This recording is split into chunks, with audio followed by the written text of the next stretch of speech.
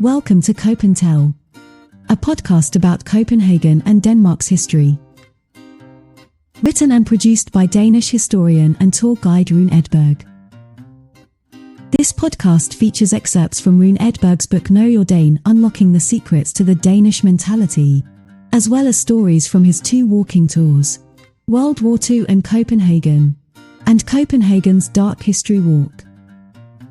It is possible to book a spot on these tours on the website competence.com. On this episode,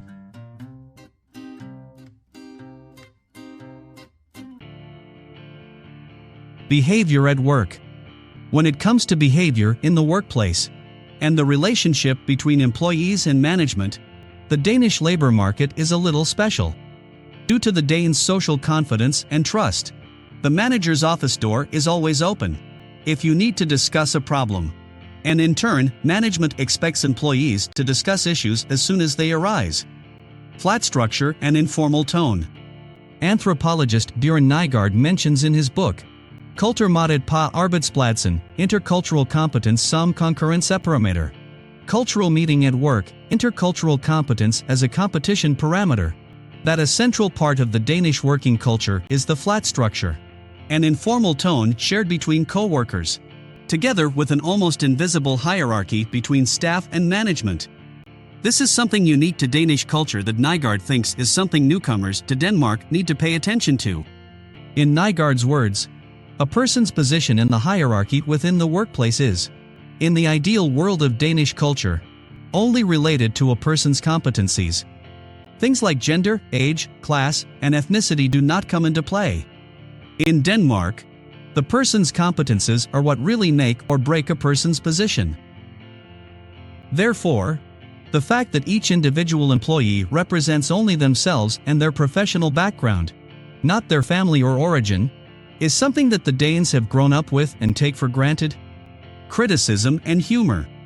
An additional challenge in the workplace is that Danes may also be afraid to criticize someone with a different background, so as not to hurt their feelings or to make them feel discriminated against. Instead of speaking bluntly, they may use irony to get their message across. For example, if there is a job they are dissatisfied with, they may say something like, "It did not look very good at all. Ha ha. Could you possibly do it a little better next time? Ha ha." This humorous tone contains a degree of criticism that one can immediately feel is invaluable. But if you take the tone literally, the criticism may fly under the radar, and a specific improvement may not be achieved. If you are used to getting direct orders or solving very specific tasks, it can be difficult to decode what your Danish boss means when they say something like, "Don't you want to take this extra work?" If the employee says no, then this will be perceived as negative, even though the casual question may be perceived as non-binding.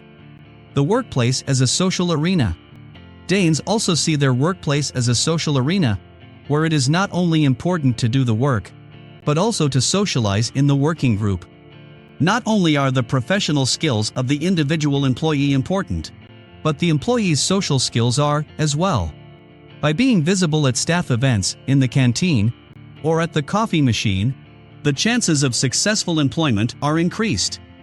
Through social events, work tasks can also be resolved. This may be during the lunch break in the canteen, or when you meet at the coffee machine.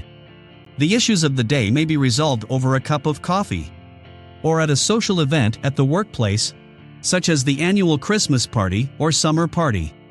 These events give employees a unique insight into the company's various departments, as they will have the opportunity to talk with colleagues from other departments, while getting to know their own colleagues more personally. Christmas parties and other office social events. Often, decisions are negotiated, and networking is done during social times at work. Therefore, it is highly recommended for employees to participate in such events. Although it may seem awkward and time-consuming, some of these events may include marathons or cycling competitions against other companies, corporate parties for the whole company at which individual employees can socialize across departments, events for employees' families and children. For example, Christmas parties complete with a Santa Claus for the kids. Additionally, there are often two annual events: a summer party and a Christmas party. The Christmas party is a legendary tradition that most employees look forward to. This event usually brings members of the workplace closer together. But it can also have major social consequences, such as kissing a colleague while intoxicated. The Christmas party itself is typically held at a restaurant or on company property. Typically, food is catered. There will also be alcohol. There is an unwritten rule that workplace managers must leave the event before midnight, to prevent the unequal power relations between employees and managers from having consequences in connection with alcohol consumption at the event. The importance of reflecting on your work. In the Danish labor market, it is important to ask questions and reflect on the practices of others. It is important to individually take responsibility, and not only follow collective decisions.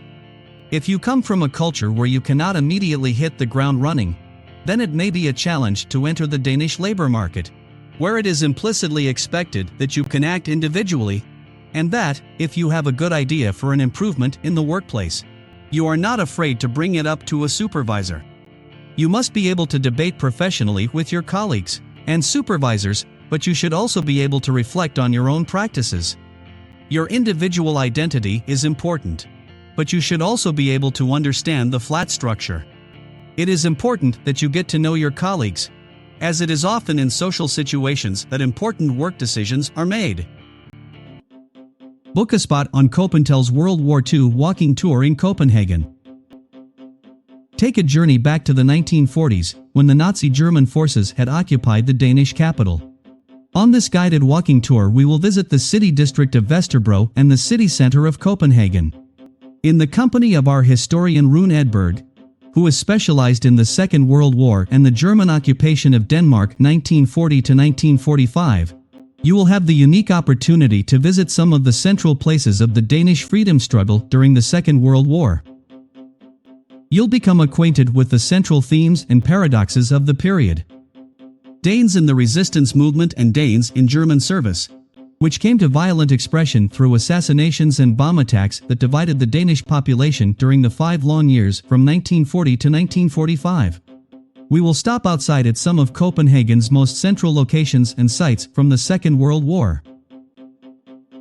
This includes the former Gestapo headquarters at Shellhuset, where we will hear the story of the British bombing of the building on the 21st of March 1945 and its consequences.